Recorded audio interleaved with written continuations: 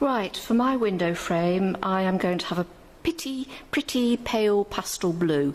So for that I've taken some cerulean blue and some white. A lot of people say you don't use white paint in watercolours because you let the white of the paper show through.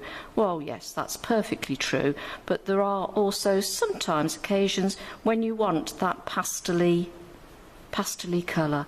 Now, I'm still using this number 10 brush because I want to get the colour on fairly smartish. You see, I hope you can see, how pale it is, because we're going to be adding more layers as we go along.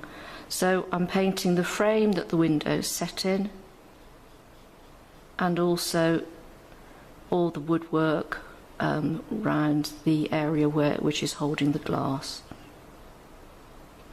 Leaving a little bit of white there because our geranium or pelargonium is going to go there.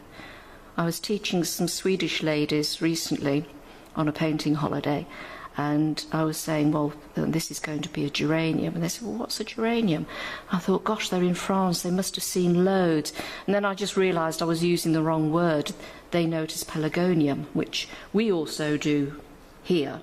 I think it's probably just English that it's geranium. Okay, well, there you go. There's your first layer of blue. That will do for now, so let's take a few minutes for things to dry off.